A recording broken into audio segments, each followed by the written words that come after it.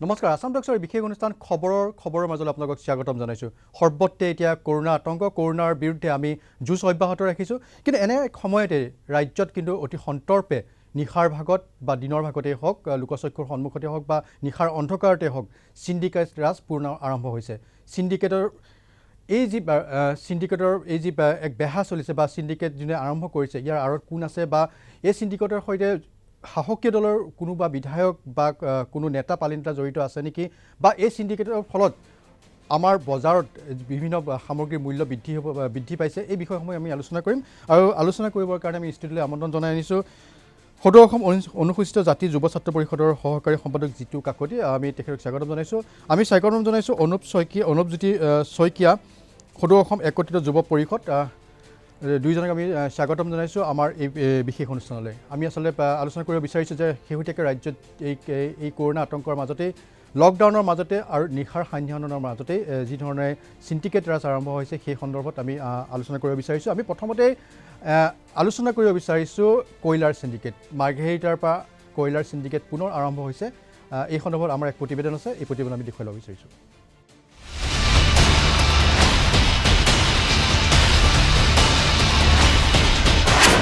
ৰাজ্যত চলিছে ভয়ানক কয়লা সিন্ডিকেট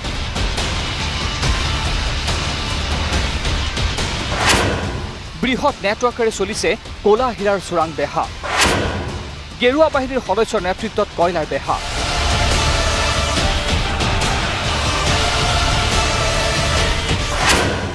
সক্ৰিয় ভূমিকাত আৰক্ষীৰ পুত্ৰ সিন্ডিকেটৰ নামেই শুনিব নোখোজে ৰাজ্যিক বিজেপিয়ে সিন্ডিকেটৰ অৰ্থ নুবুজা এইগৰাকী প্ৰদেশ বিজেপিৰ সভাপতি ৰঞ্জিত দাস ৰাজ্যৰ পৰা সিন্ডিকেট উৎখাত কৰাৰ সপোন দেখুওৱা এগৰাকী মুখ্যমন্ত্ৰী মহোদয় অন্যটো বাদেই নিজ দলৰ বিধায়কে ৰাজহুৱাকৈ মুখ খুলিছে সিন্ডিকেট সন্দৰ্ভত প্ৰথম দিছপুৰৰ বিধায়ক অতুল বৰা তাৰ পিছতে বিধায়ক সুৰেন ফুকন আৰু শেহতীয়াকৈ হোজাইৰ বিধায়ক শিলাদিত্য দেৱ তাৰ পিছতো আৰু বাকী আছেনে আৰু যদি ভিজুৱেল চাব বিচাৰে তেন্তে চাওক আমাৰ এই প্ৰতিবেদন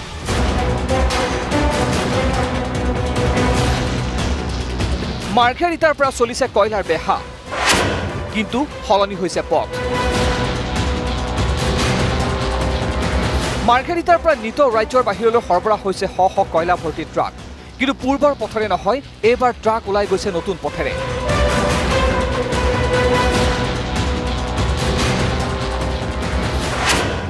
মাৰ্ঘেৰিটাৰ পৰা তেজপুৰ হৈ বাইহাটা চাৰিআলিৰে শ্ৰীৰামপুৰলৈ পথ নিৰ্ধাৰিত কৰিছে চোৰাং ব্যৱসায়ীয়ে আৰু এই পথেৰে নিত সৰবৰাহ হৈছে কয়লা ভৰ্তি শ শ চোৰাং ট্ৰাক এতিয়া প্ৰশ্ন হয় ৰাজ্যত নিকা প্ৰশাসন তথা কল্যাণকামী বিধায়ক থকাৰ পিছতো ই কেনেকৈ সম্ভৱ হৈছে উদক পতা হয় ভেটাৰখীয়া সেয়াই হৈছে ৰাজ্য চৰকাৰত এই সমগ্ৰ চোৰাং ব্যৱসায়টো পৰিচালিত হৈছে উজনি অসমৰ দুই বিধায়কৰ নেতৃত্বত ৰাজনৈতিক ক্ষমতাৰে এই দুই বিধায়কে নিজৰ পৈতৃক সম্পত্তিৰ দৰে ব্যৱহাৰ কৰিছে কলা হীৰাক ইপিনে পৰিবহণৰ কাম কাজ চোৱা চিতা কৰিছে এগৰাকী আৰক্ষীৰ পুত্ৰই বৃহৎ পৰিমাণৰ ধনৰ বিনিময়ত মাৰ্ঘেৰিটাৰ পৰা কলিয়াবৰলৈ চোৰাং কয়লা ভৰ্তি ট্ৰাকসমূহ পৰিবহণ কৰোৱাই মাৰ্ঘেৰিটাৰ এগৰাকী বিতৰ্কিত আৰক্ষী বিষয়াৰ পুত্ৰই নামনি অসমত মুজাম্মিল বাবু ওৰফে শামছুল শ্ৰীৰামপুৰৰ চন্দন গোসাইগাঁৱৰ আনোৱাৰ আলিপুৰদুৱাৰৰ বাদল এইসকল লোক ভিন্ন প্ৰকাৰে জড়িত হৈ আছে এই সিন্ডিকেট চক্ৰটোত ইমানৰ পিছতো কিয় মৌন হৈ আছে দিছপুৰ কি আছে এই চক্ৰত যাৰ বাবে কোনো ধৰণৰ ব্যৱস্থা গ্ৰহণ নকৰে ৰজাঘৰীয়াই নে নেদেখাকৈ আৰু বহু জড়িত হৈ আছে এই বৃহৎ নেটৱৰ্কটোত ব্যুৰো ৰিপৰ্ট আসাম টক্স কেনেধৰণৰ অব্যাহত ৰখা হৈছে সিন্ডিকেট কয়লাৰ সিন্ডিকেট মাৰ্ঘেৰিটাৰ পৰা এই কয়লাৰ সিন্ডিকেট পুনৰ আৰম্ভ হৈছে বিভিন্ন দৃশ্য আমাৰ সাংবাদিকৰ কেমেৰাত বন্দী হৈছে অনুপজ্যোতি শইকীয়া কি ক'ব বিচাৰিব যি সময়ত আমি কৰোনাৰ বিৰুদ্ধে যুদ্ধ অব্যাহত ৰাখিছোঁ সেই সময়ত কিন্তু এই ধৰণে সাহসীয় দলৰ বিধায়কৰ নেতৃত্বত বুলি অভিযোগ উত্থাপিত হৈছে এই ধৰণে কয়লাৰ সিন্ডিকেট অব্যাহত আছে আচলতে অকল যে বিধায়কে জড়িত আছে বা কিবা আছে এনেকুৱা ধৰণৰ কথা নহয় এই সম্পূৰ্ণ সিন্ডিকেটটোত আচলতে আৰক্ষী প্ৰশাসনৰ বিষয়াৰ পৰা ধৰি একাংশ বিধায়ক বা বিজেপি দলৰ নেতা পানী নেতা সকলো যে জড়িত আছে সেই কথা স্পষ্ট আমি দেখা পাইছিলোঁ কয়লাৰ পৰা মাৰ্ঘেৰিটা খাৰচাঙৰ পৰা যিখিনি কয়লা আহে অসমৰ ভাৰতবৰ্ষৰ বিভিন্ন জেগালৈ যায় আমি একত্ৰিত যুৱ পৰিষদৰ ফালৰ পৰা আমি কমপ্লেইন দিয়াৰ পিছতো আৰক্ষী প্ৰশাসনে কোনো ধৰণৰ ব্যৱস্থা গ্ৰহণ নকৰে ইয়াৰ পৰা একদম পোনপটীয়াকৈ ক'ব পাৰি যে এই সিন্ডিকেটৰ লগত একাংশ বিষয়া একাংশ নেতা পালি নেতা জড়িত আছে কাৰণে তেওঁলোকৰ বিৰুদ্ধে কোনো ব্যৱস্থা গ্ৰহণ নকৰে আৰু আমি দেখা পাইছোঁ মই ডাইৰেক্টলি নাম ল'ব বিচাৰোঁ মাঘেৰিটা যি MLA আছে ভাস্কৰ শৰ্মা বিধায়ক ভাস্কৰ শৰ্মা নাম তেখেতে সম্পূৰ্ণ নিজৰ বাহুবলে দি তেওঁ যি তাৰ নেতা পালি নেতা আছে গুণ্ডা প্ৰকৃতিৰ লোক লগাই পেলাই এই তাৰখিনি যে পাছিং কৰি আছে এইটো একদম স্পষ্ট কথা কিন্তু এইখন চৰকাৰে এইগৰাকী মুখ্যমন্ত্ৰীয়ে কৈছিলে যে চিণ্ডিকেট ৰাজ উৎখাত কৰা হ'ব চক চিণ্ডিকেটৰ দুৰ্নীতিৰ বিৰুদ্ধে শূন্য সহনশীলতা দেখাই থকা চৰকাৰখনৰ দিনতে দেখোন প্ৰত্যেকটো ডিপাৰ্টমেণ্টতে চিণ্ডিকেট চলি আছে আজি কয়লাকে আদি কৰি যিকোনো বস্তুৱে আপুনি যদি চায় চিণ্ডিকেট নোহোৱাকৈ বা কমিশ্যন নোহোৱাকৈতো কোনো বস্তুৱে অহা নাই আজি এতিয়া লকডাউন চলি আছে এই সময়ত চৰকাৰ আপুনি যদি ৰাজপথলৈ ওলাই যায় কোনো মানুহ ওলাই যাব পৰা নাই কাৰণ কাৰফিউ দি থৈছে কিন্তু তেনেস্থলত হাইৱেদি চব গাড়ী বিভিন্ন মালবাহী গাড়ী গৈ আছে তাৰ ভিতৰত কি আছে আজিতো কোনো চোৱা নাই আৰু চৰকাৰ প্ৰশাসনেওতো কোনো ব্যৱস্থা গ্ৰহণ কৰা নাই তেওঁলোকে গতিকে ইয়াৰ পৰা যে নিশ্চিতভাৱে যে একাংশ মন্ত্ৰী আমোলাৰ জড়িত আছে সেইকাৰণে যে চিণ্ডিকেটটো চলি আছে বা তেওঁলোকৰ যি কালেকশ্যন সেই কালেকশ্যনৰ পইচা দিছপুৰলৈ আহে বাবে আচলতে একাংশ মন্ত্ৰী আমোলাই ভাগ পায় বাবে এই চিণ্ডিকেটৰ বিৰুদ্ধে কোনো ধৰণৰ ব্যৱস্থা গ্ৰহণ কৰিব পৰা নাই চৰকাৰে জিতু কাকতি আপুনি কি ক'ব বিচাৰিব কাৰণ আপোনালোকে এটা সংগঠনৰ নেতৃত্ব বহন কৰিছে কিন্তু এই সময়ছোৱাত যি সময়ত মই পুনৰ কৈছোঁ যে আমি কৰোণাৰ বিৰুদ্ধে যুদ্ধ অব্যাহত ৰাখিছোঁ নিশাৰ ভাগত সান্ধ্য আইন সকলোৱে মানি লৈছে কিন্তু এই সান্ধ্য আইনৰ আলমত নিশাৰ ভাগত কিন্তু শ ট্ৰাকত বহিৰাজ্যলৈ কিন্তু কয়লা সৰবৰাহ কৰি থকা হৈছে ইতিমধ্যে দেখা পাইছে যে যি কৰোণা সংকটৰ যি মহামাৰী এই বেমাৰে গোটেই বিশ্বতে গোটেই গ্ৰাস কৰিছে গতিকে এনে সময়ছোৱাত অসমৰ জনতাক চৰকাৰখনে যি ধৰণে কিছুমান আভুৱা দি পেনে যে নিয়ম নীতি কিছুমান সান্ধ্য আইন যোনটো 6টা বজাৰ পৰা 6টালৈকে এটা সময় বান্ধি দিছে নিৰ্দিষ্ট সময় বান্ধি দিছে কিন্তু এই সময়টো অকল জনসাধাৰণৰ কাৰণে বান্ধি দিছে কিন্তু তাৰ জনসাধাৰণৰ সময় বান্ধি দিয়াৰ বিপৰীতে এছাম বিজেপিৰ নেতা পালি নেতাই এনেধৰণৰ কিছুমান কাণ্ড জ্ঞান কৰি আছে যিসকল আজি আমি স্পষ্টভাৱে দেখিবলৈ পাইছোঁ বা সংবাদ মাধ্যমৰ যোগেদিয়ে গম পাইছোঁ যে কয়লাৰ চিণ্ডিকেট যোনটো এটা ডাঙৰ এটা বেহা হৈ পৰিছে এই চিণ্ডিকেটৰ লগত ইতিমধ্যে কৈ গৈছে যে অকল বিধায়ক বা মন্ত্ৰী আমোলাই নহয় ইয়াতে সৰু ক্ষুদ্ৰ পালি নেতা বিজেপিৰ সকলো ইয়াতে জড়িত হৈ পৰিছে আৰু ইয়াৰ বিপৰীতে দেখিবলৈ পোৱা গৈছে যে অকল কয়লা চিণ্ডিকেটেই নহয় ইয়াৰ বিপৰীতে দেখিব পোৱা গৈছে বিভিন্ন খাদ্য সামগ্ৰীৰ ক্ষেত্ৰত বিভিন্ন শাক পাচলি হওক বা বিভিন্ন মাংস এনেধৰণৰ ক্ষেত্ৰত আজি এক কমিশ্যন ৰাজ হৈছে তাৰ ক্ষেত্ৰতে চিণ্ডিকেটৰ ইয়াৰ সৃষ্টি হৈছে আৰু বিভিন্ন ধৰণৰ টকা ইয়াত লুণ্ঠন কৰা হৈছে আৰু এইসমূহ টকা পোনপটীয়াকৈ পুংখানুপুংখভাৱে মই ভাবোঁ যে মুখ্যমন্ত্ৰীৰ ঘৰলৈও যায় চাগে গতিকে সেইকাৰণে আজি চৰকাৰ নিমাত হৈ আছে হয় আমি দৰ্শকৰ জ্ঞাতে জনাই থৈছোঁ যে আমি ফোন লাইন খোলা ৰাখিছোঁ দুটাকৈ নম্বৰ আমি আপোনালোকৰ কাৰণে ৰাখিছোঁ আৰু এই দুটা নম্বৰত আপোনালোকৰ বিভিন্ন যদি প্ৰশ্ন থাকে সেই প্ৰশ্নসমূহ কৰিব পাৰিব এইখিনিতে মই দেখুৱাই ল'ব বিচাৰিছোঁ যে এই ৰাজ্যত অব্যাহত থকা চিণ্ডিকেট ৰাজৰ সন্দৰ্ভত কংগ্ৰেছ দলৰ তৰফৰ পৰা কি কয় এই সন্দৰ্ভত কংগ্ৰেছ দলৰ জ্যেষ্ঠ নেতা অপূৰ্ব ভট্টাচাৰ্যৰ এক মন্তব্য আছে আমি সেয়া দেখুৱাই ল'ব বিচাৰিছোঁ কোভিড-19 বিৰুদ্ধে সৰ্বশ্ৰেণীৰ জনসাধাৰণে সন্মিলিতভাৱে যুঁজ দি থকাৰ সুযোগ লৈয়ে ৰাজ্যৰ শাসনাধিষ্ঠিত বিজেপি মিত্ৰজোঁটৰ চৰকাৰখনে জনসাধাৰণক কেনেকৈ প্ৰবঞ্চনা কৰিছে আৰু জনসাধাৰণক তেওঁলোকে অন্ধকাৰত ৰাখি তেওঁলোকৰ চিণ্ডিকেট ৰাজ চলাই গৈছে ইয়াতকৈ আৰু কিবা দুৰ্ভাগ্যজনক কথা থাকিব পাৰে নেকি ক'ত চলা নাই চিণ্ডিকেট ৰাজ উজনি অসমৰ পৰা আৰম্ভ হৈছে আকৌ কয়লাৰ চিণ্ডিকেট শ্ৰীৰামপুৰত চলিছে ৰাজ্যৰ বাহিৰৰ পৰা ব্ৰইলাৰ মুৰ্গীৰ চিণ্ডিকেট ৰাজ বালি পাথৰ আৰু চুফাৰী এইবিলাকৰতো কথাই নাই ক'ৰ পৰা চলা নাই চিণ্ডিকেট বনমন্ত্ৰীৰ উদ্যোগত বৰাকত চলিছে বনাঞ্চল ধ্বংস আৰু বনাঞ্চল ধ্বংসই নহয় সংৰক্ষিত বনাঞ্চলৰ ভিতৰত মৎস্য উৎপাদনৰ ব্যৱস্থা কৰি লৈ বনমন্ত্ৰীগৰাকীয়ে চলাই গৈছে অবাধ চিণ্ডিকেট ৰাজ বৰাকতো চলিছে কয়লা বালি পাথৰৰ চিণ্ডিকেট ৰাজ কাৰ্বি পাহাৰ ডিমা হাছাও এইবিলাকত পুনৰ আৰম্ভ হৈছে গোপনে যুগুত কৰি ৰখা মজুত কৰি ৰখা কয়লাৰ চিণ্ডিকেট ৰাজ্যৰ বাহিৰৰ পৰাও আহি আছে ইয়াৰ গোপন স্থানলৈ কয়লাৰ চিণ্ডিকেট মুখ্যমন্ত্ৰীগৰাকী নিৰ্বিকাৰ ধিক্কাৰ দিছোঁ যিটো সময়ত দৰিদ্ৰ জনসাধাৰণে এমুঠি আহাৰৰ বাবে প্ৰব্ৰজিত শ্ৰমিকে জীৱন ৰক্ষাৰ স্বাৰ্থত শ হাজাৰ কিলোমিটাৰলৈকে সতী সন্ততি লৈ খোজকাঢ়ি পদব্ৰজে নিজ গৃহলৈ উভতিছে ক'তো পোৱা নাই একো সাহায্য সেই সময়ত অসমৰ জনসাধাৰণে ৰাজ্য চৰকাৰখনে বিচৰা ধৰণে সকলো প্ৰকাৰৰ সহযোগিতা কৰাৰ পিছতো তেওঁলোকৰ চিণ্ডিকেট ৰাজ কিন্তু বন্ধ কৰা নাই। মুখ্যমন্ত্ৰীগৰাকীয়ে কেৱল শূন্যত গদা ঘূৰাই ফুৰিছে। তেওঁ কৈছে দুৰ্নীতি কৰা কাকোৱে ৰেহাই দিয়া নহ'ব। কৃষিমন্ত্ৰী ডাঙৰীয়াৰ নেতৃত্বতো কৃষি বিভাগে একেবাৰে সুন্দৰ দুৰ্নীতিৰ নাটক ৰচনা কৰিছে। দৰিদ্ৰ শ্ৰমিক কৃষকক বৰ্তমানবোৰ যদি ধ্বংস হৈ যায় তেনেহ'লে আমাৰ ৰাজ্যখনৰ ভৱিষ্যত অৰ্থনীতি কি হ'ব?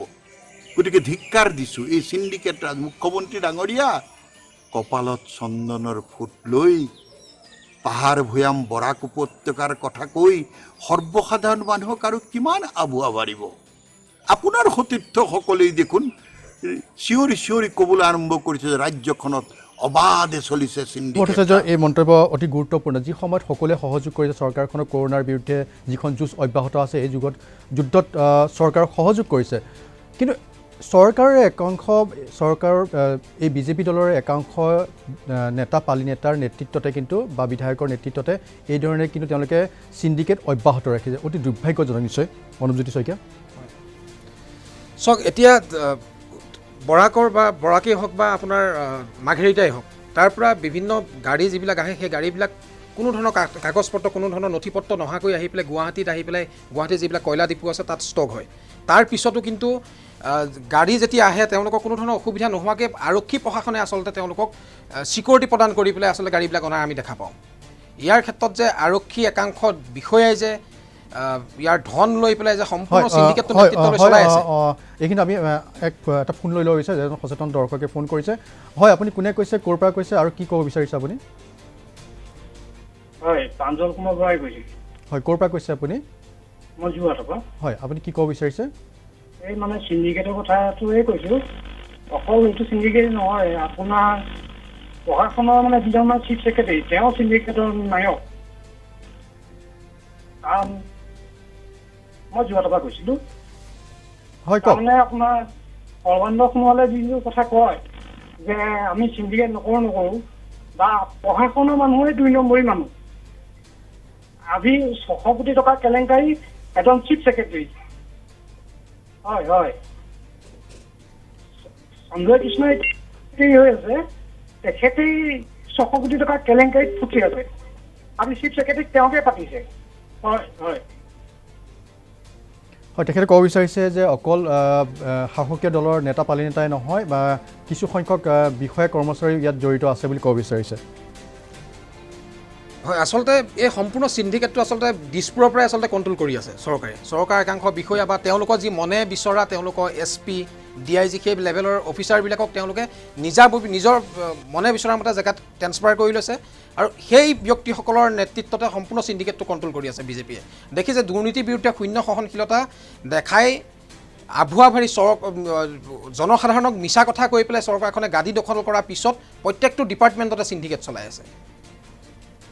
হয়, আৰু আজি যদি ক'বলৈ বিচাৰোঁ যি চিফ ছেক্ৰেটাৰীৰ কথা যিজন ফোনযোগে তেওঁ অৱগত কৰিলে, আমি এই ক্ষেত্ৰতো ক'ব বিচাৰোঁ যে এই যিসকল বিষয়াৰ বিৰুদ্ধে আচলতে এছাম মন্ত্ৰী আমোলাৰ আশীৰ্বাদ আছে কাৰণে তদন্ত ফাইলটো খুলিব নোৱাৰে। প্ৰশ্ন উত্থাপিত হয় যে যি সময়ত সান্ধ্য আইন অব্যাহত থাকে নিশাৰ ভাগত এই লকডাউনৰ সময়ছোৱাত, সেই সময়ত কাৰ আশীৰ্ধন্য হৈ আচলতে ইমান মৰসাহ কৰিছে যে অবৈধ কয়লা ভৰ্তি ট্ৰাক সুদূৰ মাৰ্ঘেৰিটাৰ পৰা শ্ৰীৰামপুৰলৈ এক দীঘলীয়া পথ, এই দীঘলীয়া পথ অতিক্ৰম কৰি এই অবৈধ কয়লা ভৰ্তি ট্ৰাকসমূহ বহিৰ ৰাজ্যলৈ যোৱাৰ খবৰ আহি আছে। দৃশ্যবন্দী হৈছে কেমেৰাত। ইয়াৰ আঁৰত আৰু কোন কোন ব্যক্তি জড়িত থাকে বুলি আপোনাৰ সন্দেহ প্ৰকাশ কৰে? মূলতঃ অসম চৰকাৰৰ উচ্চপদস্থ বিষয়া জড়িত আছে, আৰক্ষী বিষয়া জড়িত আছে। আৰু এইখিনি আমাৰ আন এটা ফোন কল আছে, আমি ফোন কল ল'ব বিচাৰিছোঁ। হয়, আপুনি কোনে ক'লে আৰু ক'ৰ পৰা ক'লে আৰু আপুনি কি ক'ব বিচাৰিছিলে? তিনিচুকীয়া ডিষ্ট্ৰিক্ট মাৰ্ঘেৰিটা ওলো। হয়, কোনে ক'লে? শুনিছে? হয়, কওক। তিনিচুকীয়া ডিষ্ট্ৰিক্ট মাৰ্ঘেৰিটা ওলো। হয়, কোনে ক'লে আপুনি? অসমীয়া প্ৰকাশ কৰিছোঁ মনৰ ভাৱ। কিন্তু ভাবি ল'ব নালাগে সেই যুদ্ধত যোৱা অসম বুলি, প্ৰকৃতি সম্পদক ভাল পোৱা হওক। হেল্ল', হয়, কওক। যিটো বিশ্বত মহামাৰী কৰোণাই প্ৰৱেশ কৰিছে তাৰ বিষয় লৈ মানে মই এটা ফেচবুকত মই লাষ্ট কৰিছিলোঁ অসম বুলি। হয় হেল্ল' আপুনি আপুনি এই সন্দৰ্ভত কি ক'ব বিচাৰে আজি আমাৰ নিৰ্দিষ্ট এটা বিষয় সন্দৰ্ভত আমি আলোচনা কৰিছোঁ আৰু এই আলোচনাটোৰ বিষয়বস্তুৰ সন্দৰ্ভত আপোনাৰ কি ক'বলগীয়া আছে বাৰু আচ্ছা আলোচনাটো আলোচনাই হওক তথাপিও আপোনালোকে এম অসম বুলি চাৰ্চ কৰিব হয় আমি আপোনাৰ কথাখিনি স্পষ্টকৈ আমি বুজাত অসুবিধা হৈছে আপুনি কৈ আছিলে যে এই সন্দৰ্ভত এই যি চিণ্ডিকেট অব্যাহত আছে চিণ্ডিকেটৰ লগত কিছু নেতা পালি নেতা জড়িত আছে শাসকীয় দলটোৰ শাসকীয় দলৰ এচাম বিধায়ক মূলতঃ এতিয়া নাম ওলাই আছে ভাস্কৰ শৰ্মাৰ নাম ওলাই আছে মাঘেৰিটাতে তেওঁ সমষ্টিৰ পৰাই যি খনন কাৰ্য চলি আছে যি বনাঞ্চল ধ্বংস চলি আছে আপোনালোকে যিবিলাক ফুটেজ দেখাই আছে টিভি পৰ্দাত সেই ফুটেজবিলাক নিশ্চয় মাঘেৰিটাৰ ফুটেজ হয় গতিকে তেনেস্থলত মুখ্যমন্ত্ৰী মহোদয় কিয় তেখেতক আজিলৈকে লেকাম লগাব পৰা নাই এইটো অতি পৰিতাপৰ বিষয় আৰু আমি বিচাৰোঁ যে মুখ্যমন্ত্ৰী ডাঙৰীয়া আপুনি দুৰ্নীতিৰ বিৰুদ্ধে শূন্য সহনশীলতা দেখাই বা মেডিয়া আগত ৰাইজক আপুনি আভুৱা ভাৰি কথা কৈ থাকিলে নহয় আপুনি যদি প্ৰকৃততে দিছপুৰলে বা আপুনি যদি প্ৰকৃততে ইয়াৰ টকাৰ ভাগ নাপায় তেনেহ'লে আপুনি অতি সোনকালে মাঘেৰিটাত কেনেধৰণে চিণ্ডিকেট চলি আছে কি কাৰণে আপুনি আৰক্ষী প্ৰশাসনক অৰ্ডাৰ কৰা নাই যে ৰাস্তাত যিবিলাক ৰাজপথত ৰাতি গাড়ী আহি আছে তাৰ কাহি আছে সেইখিনি চেকিং কৰিবৰ কাৰণে কি কাৰণে দিয়া নাই আৰু আন এক খবৰ আছে আমাৰ প্ৰতিবেদনত সেই কথা উল্লেখ কৰা হৈছিলে যে তাৰ পৰা এক খবৰ আহিছে যে এজন আৰক্ষী বিষয়াৰ পুত্ৰই আচলতে এই গাড়ীসমূহ সৰবৰাহ কৰা এই চিণ্ডিকেটত জড়িত হৈ আছে বুলি এক খবৰ আহিছে আৰু তাৰ সৰ্বসাধাৰণ ৰাইজেও এই কথা জানে কিন্তু ক'বলৈ সকলোৱে সংকোচবোধ কৰে আৰু হয়তোবা তেনে পৰিস্থিতিৰ পৰিপ্ৰেক্ষিততে এই ধৰণে অবাধে এই ধৰণৰ চিণ্ডিকেট ৰাজ চলাই থাকিবলৈ সক্ষম হৈছে জিতু কাকতি কি ক'ব বিচাৰিব আপুনি এই যি ধৰণৰ চিণ্ডিকেট অব্যাহত আছে কিন্তু ইয়াৰ বিপৰীতে আমি সকলোৱে যুদ্ধ অব্যাহত ৰাখিছোঁ কৰোণাৰ বিৰুদ্ধে সকলোৱে সহযোগ কৰিছে চৰকাৰক কিন্তু চৰকাৰৰ একাংশ বিষয়া কৰ্মচাৰী আৰু একাংশ শাসকীয় দলৰ নেতা পালি নেতাই এই চিণ্ডিকেট চলাই আছে বুলি পুনৰ এই চিণ্ডিকেট আৰম্ভ কৰিছে বুলি অভিযোগ উত্থাপিত হৈছে আৰু সেয়া দেখিবলৈ পোৱা গৈছে হয় আপুনি যি ধৰণে কৈছে যে এজন পুলিচ বিষয়াৰ পুত্ৰ এইটো খুবেই লজ্জাৰ কথা একচুৱেলি দুখ প্ৰকাশ কৰিছোঁ মই এইটো ক্ষেত্ৰত যে যি প্ৰশাসনে এই সময়ত এই মহামাৰী কৰোণা ভাইৰাছে গোটেই সমগ্ৰ অসমত যি ধৰণে ব্যাপি পৰিছে যেনেধৰণে এতিয়া আমাৰ কৰোণাত সংক্ৰমণ হৈ পিনে যিসকল মানুহ এতিয়া হস্পিটেল চিকিৎসালয়ত ভৰ্তি হৈ আছে তেনে পৰিস্থিতিত আজি এই চিণ্ডিকেটৰ জৰিয়তে এজন প্ৰশাসনিক বিষয়া এজন পুলিচ বিষয়াৰ পুত্ৰই এই ক্ষেত্ৰত নামি পৰিছে চিণ্ডিকেটৰ ক্ষেত্ৰত আৰু এইটোৰ ক্ষেত্ৰত আমি নিশ্চয় ধৰিব পাৰিছোঁ যে এইটো ক'ব পাৰিম যে তেখেতে পুত্ৰৰ পিতাই নিশ্চয় তেখেতক আগুৱাই দিছে যে এইটো কাম তুমি কৰা এইটো কাম তুমি কৰা তেতিয়াহে টকা পইচা তুমি পাবা এইটো ক্ষেত্ৰত আৰু এটা এই সময়ত যি সময়ত আজি যুৱচামে কৰোণা ভাইৰাছৰ বিৰুদ্ধে সমগ্ৰ অসমৰ যিকোনো দুৰ্নীতিৰ বিৰুদ্ধে যুঁজ দিবৰ কাৰণে আজি ওলাই আহিছে তেনে ক্ষেত্ৰত আজি এজন পিতৃয়ে এজন পুত্ৰক এনেধৰণৰ কাৰ্যত লিপ্ত কৰাৰ কাৰণে এইটো ঘৃণনীয় সঁচাকৈ ঘৃণনীয় আৰু এইটো গৰিহণা যোগাইছে আমি পুনৰ কথা পাতিম এইখিনি লৈ ল'ব বিচাৰে আন এক ফোন কল হয় আপুনি কোনে কৈছে আৰু ক'ৰ পৰা কৈছিল আৰু আপোনাৰ বক্তব্যখিনি কি বাৰু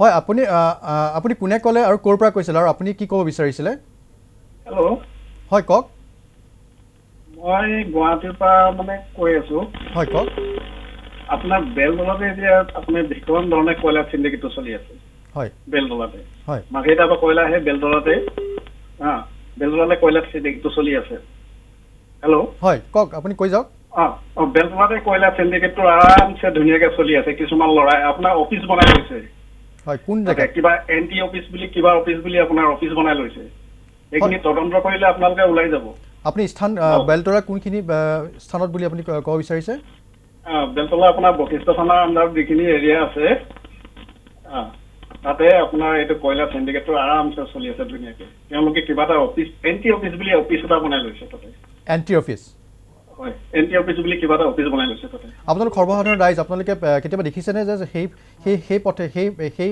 স্থানখিনিৰ সন্মুখেৰে আৰক্ষীৰ লোক অহা যোৱা কৰে নে নকৰে বা আৰক্ষীৰ দৃষ্টিগোচৰ হোৱা আপোনালোকে দেখা পাইছে নেকি বাৰু আৰক্ষী আপোনাৰ এইখিনি ভিতৰলৈ সোমাই আছে নহয় যিখিনি কয়লাখিনি য'ত আনিছে তাত সেইখিনি বেলতলা বজাৰৰ ওচৰৰ পৰা ইফালে ইটো চাইডত কয়লাখিনি ৰাখি থয় তাত এইটো গোটেইটো সম্পূৰ্ণ চিণ্ডিকেট এইখিনি ল'ৰাখিনিয়ে ৰাজত্ব কৰি আছে তাত লিগেলি কয়লা আহে কিছুমান তেওঁলোকে কিন্তু পইচাটো ৰাখি লয় কিবা গাড়ী কাগজ পত্ৰ কাঢ়ি লৈ যায় কিবা কাঢ়ি লৈ যায় হয় ধন্যবাদ আপুনি এই খবৰখিনি জনোৱাৰ কাৰণে এইখিনিতে আমি লৈ ল'ব বিচাৰিছোঁ খন্তেক বিৰতি কিন্তু বিৰতিলৈ যোৱাৰ পূৰ্বে এটা কথাই উল্লেখ কৰিব বিচাৰিছোঁ যে গুৱাহাটী মহানগৰীটো এই চিণ্ডিকেট ৰাজৰ যিসকল নেতা পালিনা তেওঁলোকৰ বাহাৰ আছে বুলি কোৱা হৈছে দৰ্শকে সেই তথ্য দিছে এই ক্ষেত্ৰত যদি চৰকাৰৰ বৰমূৰীয়াসকলে চাই আছে আমাৰ এই অনুষ্ঠান তেতিয়াহ'লে তেখেতসকলে সাহসেৰে অন্তত এই কৰোণাৰ এই আতংকৰ সময়ত এনেধৰণৰ চিণ্ডিকেটৰ বিৰুদ্ধে মাত মাতিব বুলি আমি আশা কৰিছোঁ এইখিনি আমি লৈ লৈছোঁ খন্তেক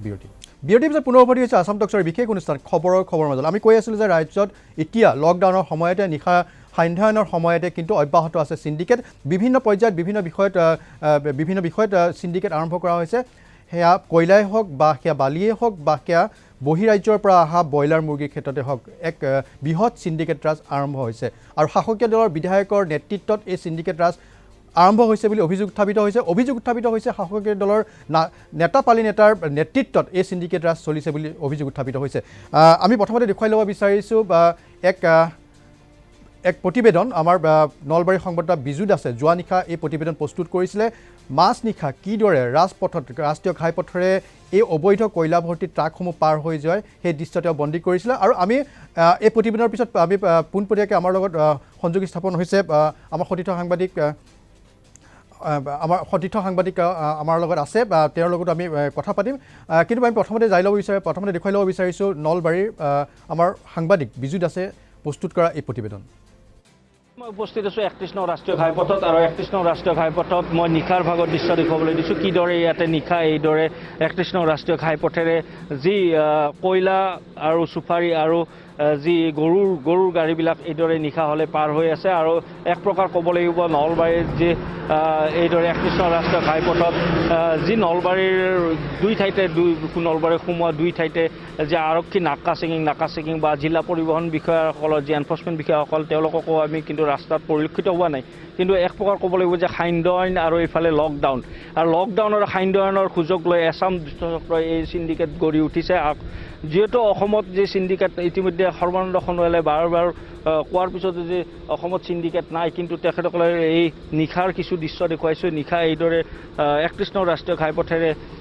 বহিৰাজ্যলৈ এইদৰে কয়লা হওক বা চুফাৰী আৰু যি গৰু সৰবৰাহ হৈ আছে আৰু এক প্ৰকাৰ তেওঁলোকৰ বিধায়কে ইতিমধ্যে কিছুদিন আগতে সংবাদ মাধ্যমৰ আগত তেওঁলোকে প্ৰকাশ কৰিছিল আৰু এইদৰে গৰু চিণ্ডিকেট বা কয়লা চিণ্ডিকেট হৈ থকা বুলি কিন্তু আমি আজি নিজে ৩১ নং ৰাষ্ট্ৰীয় ঘাইপথৰ প্ৰতিটো নলবাৰীত সোমোৱা প্ৰতিটো দুইফালতে আমি গৈছিলোঁ আৰু তাত কোনো নাকা চেকিং আমি দেখিবলৈ পৰিলক্ষিত হোৱা নাই বা জিলা প্ৰশাসনৰ লোককো আমি দেখিবলৈ পৰিলক্ষিত হোৱা নাই কিন্তু এক প্ৰকাৰ ক'ব লাগিব যে অসমৰ গৃহ দপ্তৰত থকা যি সৰ্বানন্দ সোণোৱালে এই ক্ষেত্ৰত কিয় নিমাত হয় এয়া দেখিবলৈ পোৱা গ'ল যে ৩১ নং ৰাষ্ট্ৰীয় ঘাইপথৰ এক দৃশ্য প্ৰতি নিশাই এই ধৰণে বহু ট্ৰাক এই ৰাষ্ট্ৰীয় ঘাইপথে ৩১ নং ৰাষ্ট্ৰীয় ঘাইপথেৰে শ্ৰীৰামপুৰ হৈ বহিৰাজ্যলৈ গৈছে অবৈধ কয়লা ভৰ্তি ট্ৰাক কিন্তু সেয়া কোনে পৰীক্ষা কৰিব নিশাৰ ভাগত পৰীক্ষা কৰিবৰ কাৰণে সেয়া নিৰীক্ষণ কৰিবৰ কাৰণে কিন্তু আৰক্ষী নাথাকে বা আৰক্ষীৰ লোকে সেই নিৰীক্ষণ নকৰে আমাৰ সৈতে এই যি চিণ্ডিকেট ৰাজ কয়লাৰ চিণ্ডিকেট আৰম্ভ হৈছে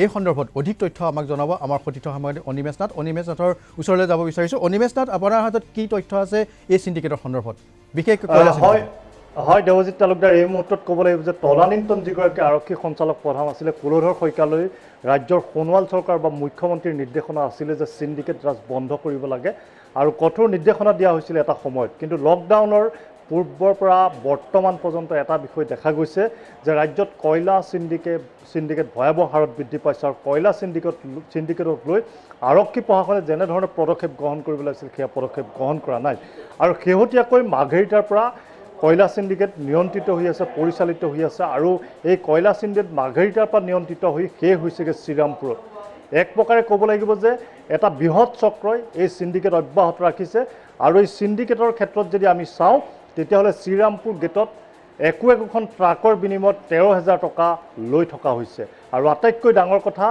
আমি যদি চাওঁ আমাৰ গুৱাহাটীয়েদি বিভিন্ন সময়ত গোসাইগাঁও হৈ বা কোকৰাঝাৰ হৈ শ্ৰীৰামপুৰ গেটলৈ এই ট্ৰাকসমূহ পাৰ হৈ আছে আৰু তাত দেখা গৈছে যে একোখন ট্ৰাকৰ নামত আমি যি অভিযোগ পাইছোঁ সেই অভিযোগ অনুসৰি প্ৰায় 13,000 টকাকৈ আদায় কৰি থকা হৈছে। আমি যদি চাওঁ তেতিয়াহ'লে মোজামিল নামৰ এজন ব্যক্তি, বাদল নামৰ এজন ব্যক্তি, জীৱন নামৰ এজন ব্যক্তি আৰু তাৰ লগে লগে দুৰ্গা নামৰ এজন ব্যক্তি আৰু জেহিৰুল নামৰ এগৰাকী ব্যক্তি, অৰ্থাৎ 5জনীয়া এটা বৃহৎ চক্ৰ এতিয়া বিভিন্ন স্থানৰ পৰা তেওঁলোকে মূলতঃ মাঘেৰিটাৰ পৰা কয়লা সৰবৰাহ কৰি এই সৰবৰাহসমূহ শ্ৰীৰামপুৰ গেটৰ বিভিন্ন সমীপেদি পাৰ কৰাই গন্তব্যস্থানলৈ লৈ আছে আৰু প্ৰতিখন ট্ৰাকৰ পৰা 13,000 টকাকৈ ক্ৰয় কৰি আছে।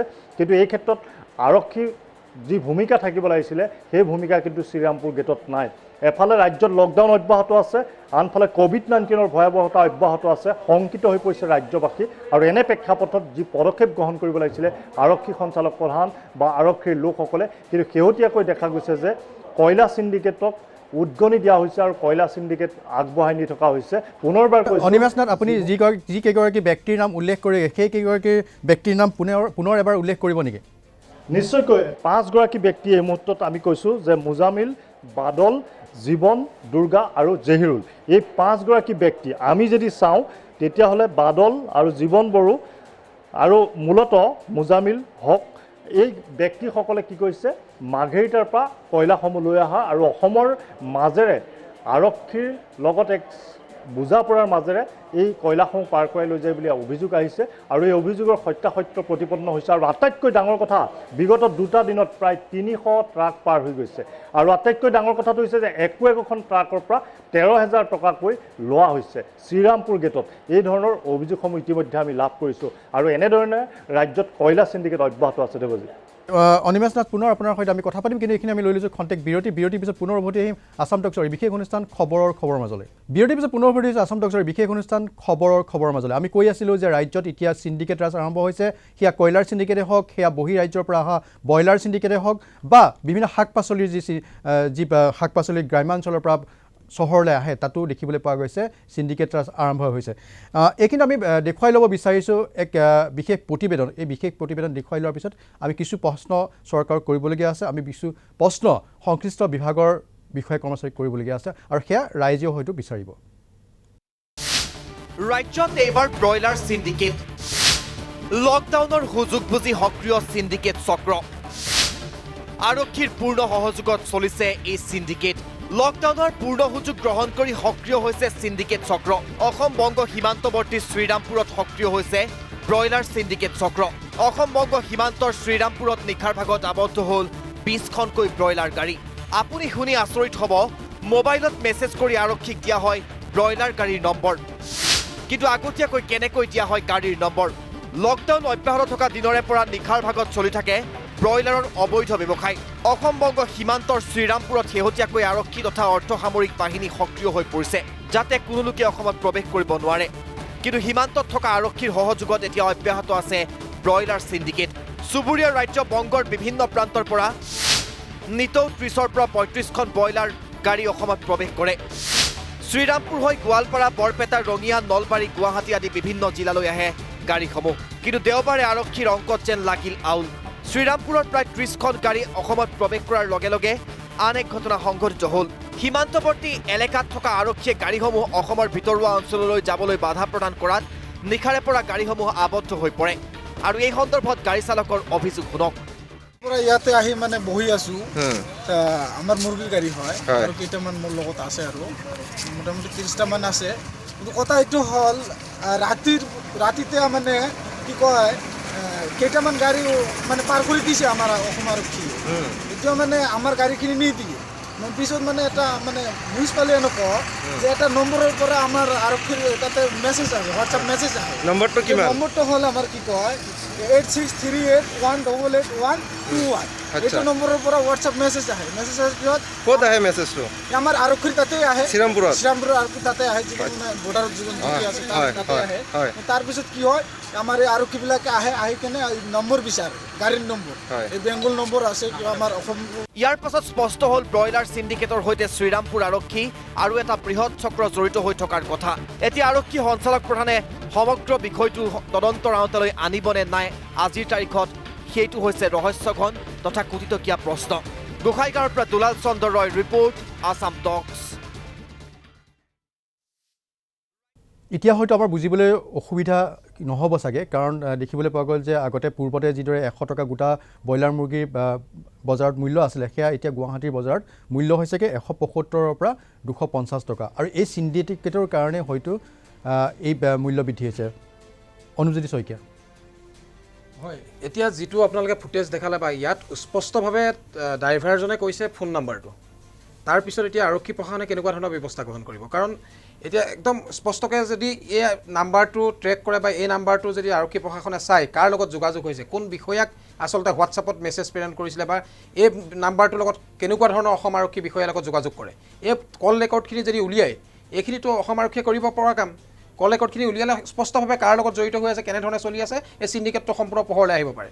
কিন্তু এতিয়া আৰক্ষী প্ৰশাসনে কেনেকুৱা ধৰণৰ ব্যৱস্থা গ্ৰহণ কৰিছে? আজি এই প্ৰতিবেদন চোৱাৰ পিছত যদি আৰক্ষীয়ে নিজাববীয়াকৈ গোচৰ ৰুজু কৰি পেলাই তদন্ত নকৰে, তাৰ পৰা এটা কথা স্পষ্ট যে তেওঁ উচ্চপদস্থ বিষয়াক পইচা পায় বা এই চিণ্ডিকেটটো সম্পূৰ্ণ জড়িত হৈ আছে তেওঁলোক। হয়, আৰু এই চিণ্ডিকেটৰ ফলত সৰ্বসাধাৰণ ৰাইজ আজি মূল্যবৃদ্ধিৰ সন্মুখীন হ'ব লাগে, বজাৰলৈ গৈ উভতি আহিব লাগে বহু দুখীয়া পৰা মধ্যবিত্ত পৰিয়ালৰ লোক। কাৰণ আজি দেখিবলৈ পোৱা গৈছে গুৱাহাটী বজাৰত যিদৰে পূৰ্বতে যদিও চৰকাৰে নিৰ্ধাৰণ কৰি দিছে, যদিও বিভাগীয়ভাৱে নিৰ্ধাৰণ কৰি দিয়া হৈছে ব্ৰইলাৰ মুৰ্গীৰ মূল্য গুৱাহাটী বজাৰত কিমান হ'ব, কিন্তু আজিৰ তাৰিখত এজন সৰ্বসাধাৰণ ৰাইজেও জানে, বজাৰলৈ যোৱা প্ৰতিজন ব্যক্তিয়ে গম পায় যে আজি ব্ৰইলাৰ মুৰ্গীৰ দাম গোটা হিচাপত যদি যায় বজাৰ সাপেক্ষে 250 টকা পৰ্যন্ত আদায় দিবলগীয়া হৈছে। আৰু এই চিণ্ডিকেটৰ কাৰণে এই মূল্য বৃদ্ধি হৈছে বুলি বহুতে ক'ব পাৰে আৰু ক'ব বিচাৰে, আৰু সেয়া দেখিবলৈ পোৱা গৈছে।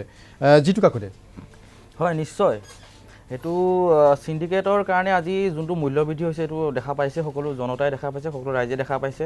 বৰ্তমান সময়ত যোনটো ব্ৰইলাৰ চৰকাৰে যোনটো নিৰ্ধাৰণ কৰি দিছে, সেই দামটোত বিক্ৰী নকৰি আজি ক্ষুদ্ৰ ব্যৱসায়ীসকলে আৰু যিসকল হোলচেল যিসকল ব্ৰইলাৰ বেপাৰীসকলে আজি অধিক দামত বিক্ৰী কৰি আছে। বাধ্য তেওঁলোক আজি তেখেতসকল বাধ্য, কাৰণ তেখেতসকলে চিণ্ডিকেটৰ ক্ষেত্ৰত আজি অহৰহ টকা দি আছে সেইটো ক্ষেত্ৰত, আৰু টকা দি অহাৰ কাৰণে আজি দুগুণ দাম দি পিনে আজি এটা ব্ৰইলাৰ বা মাংস আমি খাব লগা হৈছে, আজি ৰাইজে খাব লগা হৈছে। তেনে ক্ষেত্ৰত মূল্য বৃদ্ধি যথেষ্টখিনি আগবাঢ়িছে। আৰু এই ক্ষেত্ৰত চৰকাৰ নিমাত, কাৰণ এই ক্ষেত্ৰত চৰকাৰ নিমাত কাৰণটোৱে হ'ল যে চিণ্ডিকেট ৰাজ, আৰু এই চিণ্ডিকেট ৰাজত পুংখানুপুংখভাৱে চৰকাৰ জড়িত। হয়, এইখিনিতে আমি দৰ্শকৰ এটা ফোন কল লৈ ল'ব বিচাৰিছোঁ। হয়, আপুনি কোনে ক'লে, ক'ৰ পৰা ক'লে, আৰু আপুনি কি ক'ব বিচাৰিছে?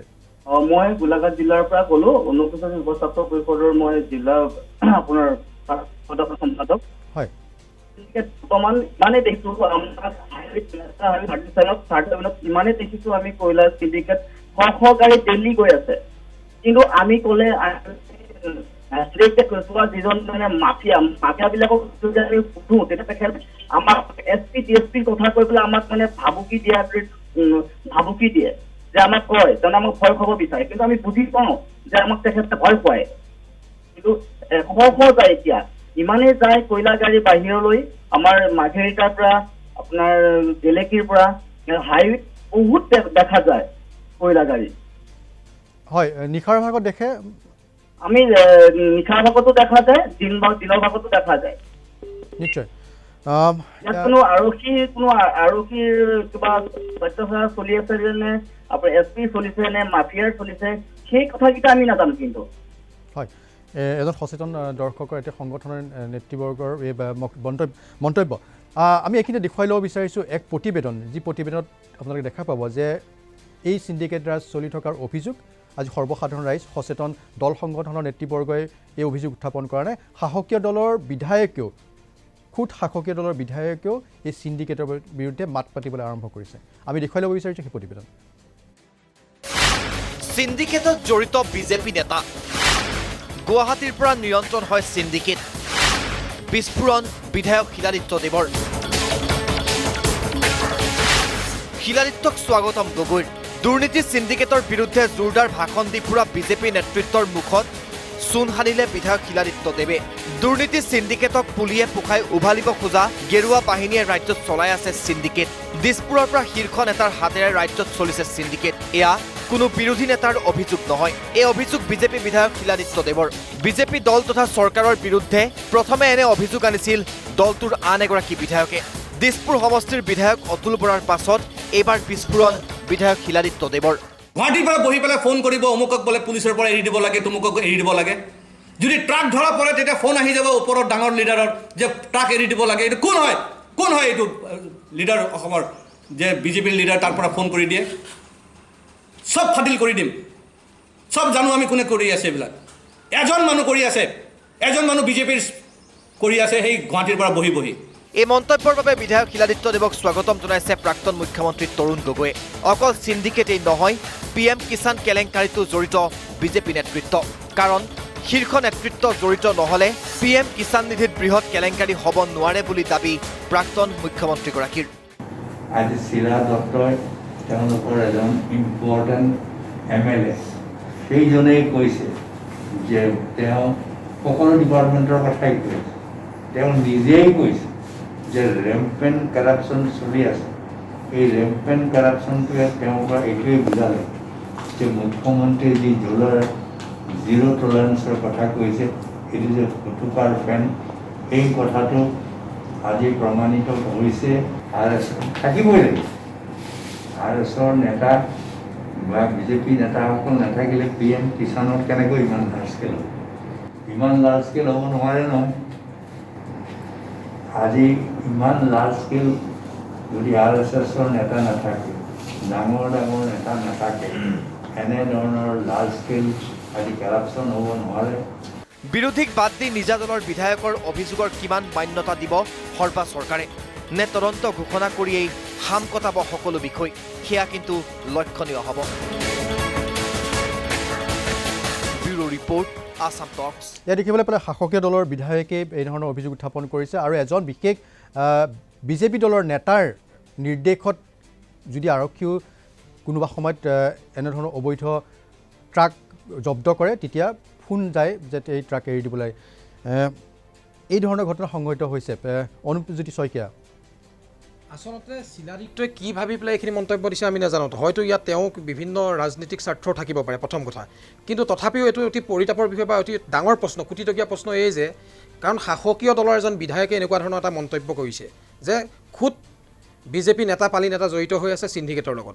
আজি কিছু সময় আগত আপোনাৰ বেলতলাৰ কথা উত্থাপন কৰিছিলে এজন দৰ্শকে ফোনযোগে কিছু সময় আগত আপোনাৰ। মই এইটো ক্ষেত্ৰত ক'ব বিচাৰোঁ যে বেলতলাত আজি কিছুদিন আগত গুলীয়াগুলি হৈছে, মাৰপিট হৈছে। আজি সেইখিনি অলৰেডি গোচৰ চলি আছে। কিন্তু কি কাৰণে আজিলৈকে আৰক্ষী প্ৰশাসনে ইয়াৰ লগত জড়িত বা এজন ট্ৰেন্সপৰ্টাৰ গুৰুলকৈ কয়লা মাফিয়াই প্ৰহাৰ কৰিছিলে আজি দুদিন 3 দিন আগত। কিন্তু তেনেস্থলত এই ব্যক্তিসকলক এতিয়ালৈকে এৰেষ্ট কৰিবলৈ আৰক্ষী প্ৰশাসনে সাহস গোটাব পৰা নাই বুলি ক'ব। আমি যদি পুনৰ ব্ৰইলাৰ মুৰ্গীৰ যি সিন্ডিকেট যি চলিছে বা দেখিবলৈ পালোঁ, আমি প্ৰতিবাদ দেখুৱালে যে কেনেধৰণে পূৰ্বতে নম্বৰ আহে, তাৰ পৰৱৰ্তী পৰ্যায়ত সেই গাড়ীসমূহ অসমলৈ সোমাবলৈ দিয়া হয় অসমৰ বিভিন্ন প্ৰান্তত। এই যি সিন্ডিকেট ৰাজ চলিছে, সিন্ডিকেটৰ জৰিয়তে গুণ্ডা টেক্স সংগ্ৰহ কৰা হৈছে, তাৰ ফলত কিন্তু ভুক্তভোগী হ'বলগীয়া হৈছে সৰ্বসাধাৰণ ৰাইজ। এই প্ৰশ্নটোৰ উত্তৰ, আমি সৰ্বসাধাৰণ ৰাইজ কিয় ভুক্তভোগী হ'বলগীয়া হৈছে? কিয় অধিক মূল্যত আমি বজাৰত অধিক মূল্য আদায় দিবলগীয়া হৈছে দোকানী ব্যৱসায়ীক? এই বিষয়টোৰ উত্তৰ কিন্তু চৰকাৰৰ পৰা আমি পাম বুলি আশা কৰিব পাৰোঁনে? চাওক, এতিয়া তাৰ ভুক্তভোগী হ'বলগীয়া আছে সৰ্বসাধাৰণ ৰাইজ। আজি আমি যদি ব্ৰইলাৰ গোটা মুৰ্গী কিনিবলৈ যাওঁ, তেতিয়াহ'লে 180 টকাৰ পৰা 200 টকা দৰত আমি কিনিবলগীয়া হৈছে। বা কটা মাংস যদি কিনিবলৈ যাওঁ, আমি 250-300 টকা ভৰিবলগীয়া হৈছে। ইয়াৰ আঁৰত যে এই একাংশ দুষ্ট চক্ৰই যে যি টেক্স, গুণ্ডা টেক্স সংগ্ৰহ কৰি আছে বা এণ্ট্ৰি ফিজৰ নামত যি টকা সংগ্ৰহ কৰি আছে, সেই টকাৰ পৰা একাংশ দালালে দুষ্ট চক্ৰৰ ব্যৱসায়ীয়ে মুনাফা লুটি আছে। কিন্তু তেনেস্থলত আমি মাধমাৰ ৰাম টাঙন খাবলগীয়া হৈছে সুবিধাৰণ যি খাতি খোৱা ৰাইজ বা অসমবাসী যি খাতি খোৱা ৰাইজ, তেওঁলোক মাধমাৰ খাবলগীয়া আছে। কিন্তু আজি আপোনালোকে যেনেধৰণে টেলিফোন নাম্বাৰটো যদি পুনৰবাৰ দি দিয়ে অসম আৰক্ষীৰ সুবিধাৰ্থে, মই বিচাৰোঁ যে অসম আৰক্ষীয়ে এই নাম্বাৰটোৰ লগত কোনজন বিষয়াৰ লগত জড়িত আছে এইখিনি তদন্ত কৰক আৰু অতি সোনকালে যদি আপোনালোক জড়িত নাই, আপোনালোকে দৰ্শকৰ আন এটা ফোন কল লৈ ল'ব বিচাৰিছোঁ। হয়, আপুনি কোনে ক'লে, ক'ৰ পৰা ক'লে? তেখেতৰ আমাৰ সংযোগ বিচ্ছিন্ন হৈছে, আমি পুনৰ তেখেতৰ ওচৰলৈ যাম। জিতু কাকতি, দেখিবলৈ পোৱা গৈছে যে কয়লাৰ চিণ্ডিকেট অব্যাহত আছে। শ্ৰীৰামপুৰ গেটত অসম পশ্চিমবংগৰ যি সীমান্তৱৰ্তী অঞ্চল শ্ৰীৰামপুৰত দেখিবলৈ পোৱা গৈছে যে আৰক্ষীৰ নেতৃত্বত অভিযোগ উত্থাপিত হৈছে, চিণ্ডিকেট আৰম্ভ হৈছে। ইয়াতে চাবলগীয়া যে এটা আপোনাৰ দৃষ্টিগোচৰৰ কথা যে এই যিসমূহ চিণ্ডিকেট চলি আছে, কয়লা চিণ্ডিকেটে হওক বা খাদ্য সামগ্ৰী চিণ্ডিকেটে হওক, এইটো এটা পৰ্যায়ক্ৰমে চলি আছে। এই পৰ্যায়ক্ৰমে চলি থকাৰ বিপৰীতে আমি দেখা পোৱা গৈছে যে যোনটো গেটৰ পৰা আপোনাৰ শ্ৰীৰাম গেটৰ পৰা যেতিয়া চিণ্ডিকেটৰ জৰিয়তে যি ট্ৰাকসমূহ, কয়লাৰ ট্ৰাকসমূহ হওক বা খাদ্য সামগ্ৰী ট্ৰাকসমূহে হওক বা ব্ৰইলাৰ মুৰ্গী যিসমূহ ট্ৰাকসমূহ এক পৰ্যায়ক্ৰমে পাৰ কৰায়, আৰু এই পাৰ কৰাৰ তাৰে যিসকল স্থানীয় যিসকল যুৱক কিছুমান তাত জড়িত হৈছে, স্থানীয় কিছুমান দুষ্ট চক্ৰৰ যিসমূহ বিজেপিৰ সৰু সৰু পালি নেতা এনেধৰণৰ কিছুমান তাত জড়িত আছে। আৰু এইসমূহ পৰ্যায়ক্ৰমে এটা ছাইডৰ পৰা এটা হৈ আহিছে কাৰণে ইয়াৰ ক্ষেত্ৰত যথেষ্টখিনি এটা মূল্যৰ বৃদ্ধি সৃষ্টি হৈছে, বিভিন্ন ধৰণৰ বস্তুৰ বিভিন্ন ধৰণৰ দাম বাঢ়িছে। আৰু সেই দামৰ ক্ষেত্ৰত আজি চৰকাৰে যি মাত দি আছে যে যিকোনো ক্ষেত্ৰত এটা বস্তুৰ দাম এটা নিৰ্ধাৰণ কৰিছে, কিন্তু সেই বস্তুটোৰ দামটো নিৰ্ধাৰণ কৰিছে যদিও সেই বস্তুটো আপোনাৰ জনসাধাৰণে দামটো আপোনাৰ দুগুণ দাম ভৰি পিনে এতিয়া কিনিবলগীয়া হৈছে।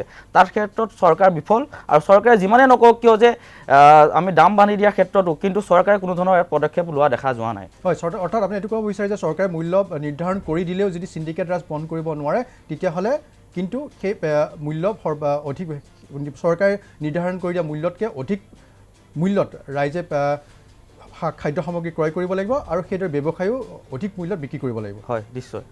হয়, দেখিবলৈ পোৱা গ'ল যে এক হতাশজনক এক দৃশ্য বুলি ক'ব লাগিব, যি সময়ত আমি সকলোৱে একত্ৰিত হৈ কৰোণাৰ বিৰুদ্ধে যুদ্ধ অব্যাহত ৰাখিছোঁ, কিন্তু সেইখিনি সময়তে সমান্তৰালকৈ দেখিবলৈ পোৱা গৈছে, অভিযোগ উত্থাপিত হৈছে যে একাংশ বিজেপি দলৰ নেতা আৰু একাধিক বিজেপি দলৰে বিধায়কৰ নেতৃত্বত এই চিণ্ডিকেট চলিছে বুলি অভিযোগ উত্থাপিত হৈছে। আৰু এই অভিযোগ সৰ্বসাধাৰণ ৰাইজ বা আমি সংবাদ মাধ্যমৰ কাৰণে খুদ বিজেপি দলৰ বিধায়কেও এই অভিযোগ উত্থাপন কৰিছে। আমি এইখিনিতে লৈ ল'ব বিচাৰোঁ যে দৰ্শকৰ এটি ফোন কল। হয়, আপুনি কোনে কৈছে, ক'ৰ পৰা কৈছে আৰু কি ক'ব বিচাৰিছে আপুনি? হয়, নমস্কাৰ। মই মৰিগাঁও জিলাৰ বছৰগুৰিৰ পৰা দিগন্ত কুমাৰ বৰাই কৈছিলোঁ। হয়, কওক। হয়, এই যিটো চিণ্ডিকেটৰ ওপৰত আপোনালোকে তথ্য কৰি আছে, হয়, আপোনালোকৰ ইয়াত আচলতে গোটেই তথ্য সহকাৰে গোটেইখিনি দিয়ে দিয়া গৈছে। ইমানত যদি চৰকাৰে নিজাববীয়াকৈ কোনো এটা ব্যৱস্থা নলয়, তেতিয়া আমাৰ যিখিনি চৰকাৰৰ প্ৰতি আস্থা বা থাকে বিশ্বাস, সেইখিনি হেৰাই যোৱাৰহে উপক্ৰম হয়। আৰু আপোনালোকে অকণমান আগতে এজন শাসকীয় দলৰ বিধায়কৰ যি বাইক দেখাইছিলে, হয়, সেই বাইকটো দেখুৱাওঁতে তেওঁ যিটো লম্ফজম্ফ কৰিছে যে আমি দেখাই দিব পাৰোঁ অমুকখন ট্ৰাকৰ কথা কৈছে, কিবা কৈছে, মানে তেওঁলোকৰ গোটেই নখ দৰ্পণত ব্যৱস্থাটো। আৰু তেওঁ কাৰ ওপৰত লম্ফজম্ফ কৰিছে? আমাৰ সাধাৰণ জনতাৰ ওপৰত নে সাংবাদিকৰ ওপৰত নে কাৰ ওপৰত? তেওঁলোকৰ নিজৰ চৰকাৰৰ ওপৰত। গতিকে ব্যৱস্থাটো তেওঁলোকে ল'ব লাগে নে তেওঁলোকে কিবা ভাবুকি দিব লাগে, মই অমুকখিনি কৈ দিম, তেনেকুৱা নিচিনা যদি শাসকীয় দলৰ এজন নেতাই যদি তেনেকুৱা নিচিনা লম্ফজম্ফ কৰে, তেতিয়াহ'লে আমাৰ দৰে সাধাৰণ জনতাই কেনেকে বিশ্বাসত ল'ব? আৰু এনেকুৱা এটা মহামাৰীৰ দিনত এনেকুৱা এটা অনুষ্ঠান কৰিবলগীয়া হোৱাটো আচলতে আমি চাবলগীয়া হোৱাটো অসমৰ ৰাইজৰ বাবেই আচলতে দুৰ্ভাগ্যৰ কথা। এনেকুৱা এটা দিনত আমি এনেকুৱা কথা পাতিব লগা হৈছে, নহয় জানো? হয়, নিশ্চয়। হয়, আপোনাক আমি ধন্যবাদ জনাইছোঁ। সচেতন দৰ্শকজনে যি কথা উল্লেখ কৰিছে, চৰকাৰৰ ওপৰতে আমাৰ বিশ্বাস নাইকিয়া হৈ যাব, কাৰণ এনেধৰণৰ তথ্য সমৃদ্ধভাৱে যি তথ্য দিয়া যি প্ৰতিবেদন প্ৰকাশ কৰা হৈছে, তাৰপিছত যদি চৰকাৰে কোনো ব্যৱস্থা গ্ৰহণ কৰে। সমান্তৰালভাৱে এটা কথা উল্লেখ কৰিছে দৰ্শকজনে যে শাসকীয় দলৰ বিধায়কজনৰ এই লম্ফজম্ফ কাৰ বিৰুদ্ধে আচলতে। আমি এই বিষয়ত কথা পাতিম, কিন্তু এইখিনি আমি লৈ লৈছোঁ খন্তেক বিৰতিৰ পিছত পুনৰ উভতি আহিম আছাম টক্সৰ এই বিশেষ অনুষ্ঠান খবৰৰ মাজলৈ।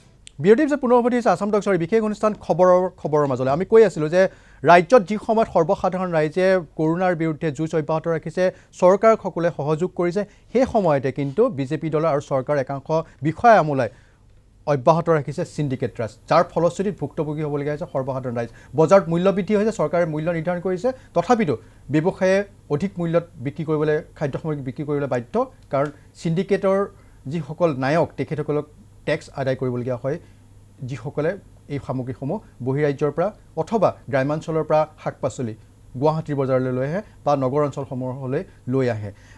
আমি কথা পাতি আছিলোঁ যে কয়লাৰ চিণ্ডিকেট কিদৰে মাৰ্ঘেৰিটাৰ পৰা অব্যাহত আছে। আমি দেখুৱাইছিলোঁ যে শ্ৰীৰামপুৰ গেটত কি ধৰণে ব্ৰইলাৰ মুৰ্গীৰ চিণ্ডিকেট অব্যাহত আছে। আমি এইবাৰ দেখুৱাই ল'ব বিচাৰিছোঁ আন এক চিণ্ডিকেটৰ সন্দৰ্ভত আমাৰ এক প্ৰতিবেদন আছে, আৰু এই প্ৰতিবেদনৰ পিছত আমি ক'ম যে আচলতে কোনটো পৰ্যায়ত আচলতে শাসকীয় দলৰ নেতা, পালি নেতা তথা মন্ত্ৰী, এগৰাকী মন্ত্ৰীৰ নাম সাঙুৰ খাইছে এই প্ৰতিবেদনত। আমি দেখুৱাই ল'ব বিচাৰিছোঁ এই প্ৰতিবেদন।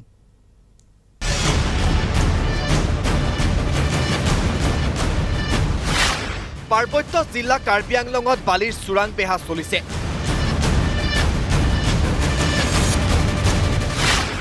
দিনে নিশাই যমুনাৰ বুকু ভেদি বালিৰ অবৈধ খনন অব্যাহত।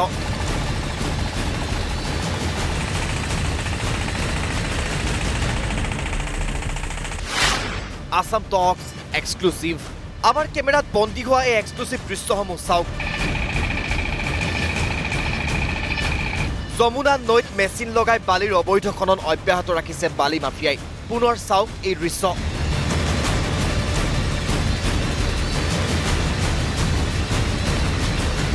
পাৰ্বত্য এলেকাৰ উন্নয়ন মন্ত্ৰী এইগৰাকী চুমৰ ৰংহাঙৰ গৃহ সমষ্টিত চোৰাং বালিৰ বৃহৎ সিন্ডিকেট গঢ়ি উঠিছে। ৩৬ নম্বৰ ৰাষ্ট্ৰীয় ঘাইপথৰ সমীপৱৰ্তী কাৰ্বি আংলং স্বায়ত্তশাসিত পৰিষদৰ সিংহাসন পৰিষদীয় সমষ্টিত বালিৰ সিন্ডিকেট কোনে চলাইছে? যমুনা নৈৰ অকল এটা স্থানতেই নহয়, বহু স্থানত এই ধৰণেৰে বালিৰ অবৈধ খনন অব্যাহত আছে, যিটো পৰিৱেশে অধিক চিন্তিত কৰি তুলিছে কাৰ্বি পাহাৰৰ প্ৰকৃতিপ্ৰেমীসকলক। সিংহাসন সমষ্টিত অবৈধ যোনটো বালি চোৰাংভাৱে চলি আছে, যিহেতু কোনো আমি শুনামতে কোনো তেনেকুৱা ধৰণৰ কাৰ নামত আছে, কোনো এতিয়ালৈকে এলটমেণ্ট হোৱা নাই সেই বস্তুটো। সেই এলটমেণ্ট নোহোৱাৰ অৱস্থাটো মাইনিঙৰ যোনবিলাক পাৰ্মিশ্যন নোহোৱাকৈ তেওঁলোকে অবৈধ যোনবিলাক বালি ইলিগেলি যোনখিনি উঠাই আছে, সেইটো ক্ষেত্ৰত অট'নমাছ কাউন্সিল মাননীয় তুলিয়াৰ মহল তেওঁৰ নিজৰ বিভাগীয় ডিপাৰ্টমেণ্ট সেইটো ক্ষেত্ৰত যে বিভাগীয় কৰ্তৃপক্ষই যাতে সেইটো ক্ষেত্ৰত ইমিডিয়েটলি তদন্ত কৰে বুলি আমি আপোনালোকৰ যোগেদি দাবী উত্থাপন কৰিছোঁ।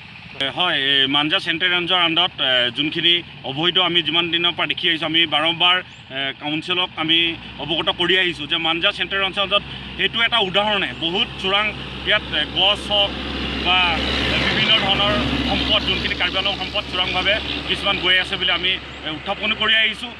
লকডাউন চলি আছে। সন্ধিয়া 6 বজাৰ পিছত সান্ধ্য আইনো জাৰি কৰা হৈছে। এনে সময়ত কাৰ্বি আংলঙত বালিৰ সিন্ডিকেট চলাবলৈ কেনেকৈ সাহস পাইছে এই মাফিয়া চক্ৰটোৱে? মাঞ্জা চেণ্ট্ৰেল ৰেঞ্জৰ বনকৰ্মীসকল নিৰ্বিকাৰ কিয়? আৰক্ষী প্ৰশাসনেও বালিৰ সিন্ডিকেট চলাবলৈ সাৰ পানী যোগাইছে নেকি? নহলেনো দিন দুপৰতে যমুনা নৈত অবৈধ খনন চলাবলৈ সাহস কৰেনে বালি মাফিয়াই? এই বালি সিন্ডিকেটৰ নেতৃত্বত থকা মাফিয়াৰ তালিকাখনো আসাম টক্সৰ হাতলৈ আহিছে। শীঘ্ৰে আসাম টক্সে কাৰ্বি আংলঙত বালি সিন্ডিকেট চলোৱা বালি মাফিয়াৰ তালিকাখন ৰাজহুৱা কৰিব। মন্ত্ৰী চুমৰ ৰংহাঙৰ গৃহ সমষ্টিৰ বনজ সম্পদৰ ধ্বংসযজ্ঞৰ আন এখন এক্সক্লুচিভ প্ৰতিবেদন দেখুৱাব কেৱল আসাম টক্সে। এয়া দেখিবলৈ পালে কি ধৰণৰ এক খনন অব্যাহত আছে, অবৈধ বালিৰ ব্যৱসায় অব্যাহত আছে। আৰু মন্ত্ৰী চুম ৰংহাঙৰ সমষ্টিত এই ধৰণৰ অবৈধভাৱে যমুনা নৈৰ বুকুত এই ধৰণে বালিৰ সিন্ডিকেট অব্যাহত ৰখা হৈছে। হয়, অকল বালিৰ সিন্ডিকেটে নহয়, বনজ সম্পদৰ বিভিন্ন সামগ্ৰী চোৰাং বেহাও চলি আছে বুলি তাৰ স্থানীয় ৰাইজে অভিযোগ কৰিছে। স্বাভাৱিকতে প্ৰশ্ন উত্থাপিত হৈছে, এই এটা ব্যাগুম বন বিভাগ আছে, বন বিভাগৰ বিষয়া কৰ্মচাৰীসকল আচলতে সেই অঞ্চলত নাই নেকি? অনুজ্যোতি শইকীয়া, বাকৰুদ্ধ হৈ যাবলগীয়া হয় যে যি সময়ত লকডাউন অব্যাহত আছে, যি সময়ত আমি কৰোণাৰ বিৰুদ্ধে আমি যুদ্ধ অব্যাহত ৰাখিছোঁ, সৰ্বত্ৰে সচেতনতা বৃদ্ধি পাইছে, সেই সময়তে কিন্তু এই ধৰণে বালিৰ সিন্ডিকেট অব্যাহত আছে, তাকো এজন মন্ত্ৰীৰ গৃহ সমষ্টিত। এতিয়া চাওক, মন্ত্ৰীজনে কৰোঁ বুলি ক'লে বহুত কামেই কৰিব পাৰে, কিন্তু তথাপিও তেওঁ নিৰ্বিকাৰ বা তেওঁ নিমাত। আৰু আমি দেখা পাওঁ এনেকুৱা ধৰণৰ প্ৰতিবেদনবিলাক দেখাৰ পিছত বনমন্ত্ৰীজনে কোনো ধৰণৰ পদক্ষেপ হাতত লোৱা দেখা নাপাওঁ। ইয়াৰ পৰা স্পষ্ট হৈ যায় যে এই যিবিলাক খনন কাৰ্য হওক বা এই যিবিলাক বালিৰ সিন্ডিকেট হওক, এইবিলাকত পৰোক্ষভাৱে তেওঁ যে জড়িত আছে সেইটো কথা স্পষ্ট হয়। আজি মই কাৰ্বি আংলঙলৈ নাযাওঁৱেই, মই সাধাৰণ এটা উদাহৰণ দিব বিচাৰিছোঁ। গুৱাহাটী সমীপৱৰ্তী অঞ্চল ছয়গাঁৱৰ পৰা প্ৰত্যেক নিশাই মোৰ হাতত সম্পূৰ্ণ ডাটা আছে, ডিটেইলছ আছে। যদি আৰক্ষী প্ৰশাসনে বিচাৰে, মই কোন সময়ত কেতিয়া গাড়ী পাৰ কৰাই, কেনেধৰণে হোৱাটছআপ যোগে নাম্বাৰ দিয়ে, আৰু কেনেধৰণে ছয়গাঁও আৰক্ষী আৰু বন বিষয়া, ছয়গাঁও কুকুৰমৰা আঞ্চলিক ৰেঞ্জৰ বন বিষয়া বা সেই ছাইডৰ যিবিলাক বন বিষয়া আছে তেওঁলোক জড়িত আছে বুলি মই স্পষ্টভাৱে ক'ব পাৰোঁ। কাৰণ গুৱাহাটী বিভিন্ন স্থানত প্ৰায় 200খন গাড়ী খালী কৰা হয়। গুৱাহাটী বিভিন্ন স্থানত 200খন গাড়ী ৰাতিপুৱা ভাগত খালী কৰা হয়। আৰু এই যিবিলাক গাড়ীবিলাক আহোঁতে ধৰক এতিয়া চলি আছে লকডাউন, কাৰফিউ চলি আছে, কাৰফিউৰ মাজত ৰাতিপুৱা 3-4 বজাত যেতিয়া ট্ৰাকবিলাক আহে, তেতিয়াতো গিজগিজাই থাকে আৰক্ষী প্ৰশাসনৰ মানুহে গিজগিজাই থাকে গুৱাহাটীখনত। কিন্তু তথাপিও তেওঁলোকক আজিলৈকে চেকিঙৰ ব্যৱস্থা তেখেতলোকে ট্ৰাকবিলাক ক'ত গৈছে, কি কথা, তেওঁলোকেতো কোনো সোধপোছ কৰা নাই। ইয়াৰ পৰা যাতে সম্পূৰ্ণ বন বিষয়াৰ নেতৃত্বত যে সিন্ডিকেটটো চলিছে কাৰণে কোনো বিষয়াই এই বস্তুটোত হস্তক্ষেপ নকৰে, সেইটো স্পষ্ট কথা। আজি দেখিছোঁ, আপোনালোকৰ ফুটেজত দেখিলোঁ, কাৰ্বি পাহাৰত যি ধৰণে খনন কাৰ্য চলাই আছে, দিন দুপৰতে এনেধৰণে খনন কাৰ্য চলোৱাৰ ক্ষেত্ৰত যদি আৰক্ষী প্ৰশাসন তথা বন বিষয়াই যদি কোনো ধৰণৰ মাত নেমাতে, ইয়াতকৈ আৰু ডাঙৰ কথা কি আছে? ইয়াতে কি ক'বলগীয়া আছে? চৰকাৰখনে যে সম্পূৰ্ণ সিন্ডিকেট চলাই আছে, আভুৱাভাৰী জনসাধাৰণক আভুৱাভাৰী দুৰ্নীতিৰ বিৰুদ্ধে শূন্য সহনশীলতা কথা কৈ আমাৰ মুখ্যমন্ত্ৰী ডাঙৰীয়াই যে দুৰ্নীতিৰ বিৰুদ্ধে শূন্য সহনশীলতা যি নীতি দেখাই পেলাই গাদী দখল কৰাৰ পিছত যে সিন্ডিকেটত নামি পৰিছে সেই কথা এই প্ৰতিবেদনে স্পষ্ট হৈ হয় আমি অনুষ্ঠানৰ শেষলৈ আহিছোঁ যিটো কাকতি আপুনি কি ক'ব বিচাৰিব খুব চমুকৈ হয় এইটো ক্ষেত্ৰত মই খুবেই চৰকাৰখনে যি ক্ষেত্ৰত পদক্ষেপ ল'ব লাগিছিল আজি কৰোনা মহামাৰী কোভিড-19ৰ বেমাৰৰ সময়ত চৰকাৰে যি পদক্ষেপ ল'ব লাগিছিল আজি একো পদক্ষেপ ল'ব পৰা নাই আৰু চৰকাৰখনক গৰিহণা দিছোঁ ইয়াৰ জৰিয়তে সংবাদ মাধ্যমৰ জৰিয়তে দিছোঁ যে চৰকাৰখনে যি ধৰণে ভুৱাই আছিলে চৰকাৰে যি ধৰণে জনসাধাৰণক সজাগ কৰিছিল জনসাধাৰণক কৈছিল যে কোনো ধৰণৰ ইয়াত দুৰ্নীতি নহয় কোনো ধৰণৰ ইয়াতে দুৰ্নীতিগ্ৰস্ত মানুহ নাথাকে কিন্তু ইয়াৰ এনে ক্ষেত্ৰত পৰিপ্ৰেক্ষিতত দেখিব পোৱা গৈছে যে বিভিন্ন ধৰণৰ দুৰ্নীতিয়ে ইয়াতে গা কৰি উঠিছে এই ক্ষেত্ৰত গা কৰি উঠিও দেখা গৈছে আৰু এই ক্ষেত্ৰত চৰকাৰী কৰ্মচাৰী কিছুমান ইয়াতে জড়িত আছে আৰু স্থানীয় কিছুমান ইয়াতে পালি নেতা সকলো জড়িত আছে গতিকে এনেধৰণৰ মানুহ যেতিয়ালৈকে থাকিব আৰু এই চৰকাৰৰ যেতিয়ালৈকে মন্ত্ৰীসকল থাকিব এনেধৰণৰ দুৰ্নীতিকাৰী তথাপিও আমাৰ আস্থাৰ বিশ্বাস মুখ্যমন্ত্ৰীগৰাকীৰ ওপৰত আছে আমি আশা কৰিছোঁ মুখ্যমন্ত্ৰীগৰাকীয়ে এই ক্ষেত্ৰত কঠোৰ ব্যৱস্থা গ্ৰহণ কৰিব আৰু মুখ্যমন্ত্ৰীগৰাকীয়ে এটা বিষয় গুৰুত্ব সহকাৰে হয়তোবা লওঁ বুলি আমি আশা কৰিছোঁ যে চিণ্ডিকেটৰ ফলত যাতে বজাৰত মূল্যবৃদ্ধি নহয় সৰ্বসাধাৰণ ৰাইজ এই সময়ছোৱাত যাতে বলি হ'বলগীয়া নহয় আমি বিদায় লৈছোঁ আসাম টক্সৰ এই বিশেষ অনুষ্ঠান খবৰৰ পৰা আৰু দুইজন অতিথিকে ধন্যবাদ জ্ঞাপন কৰিছোঁ এই অনুষ্ঠানত অংশগ্ৰহণ কৰাৰ কাৰণে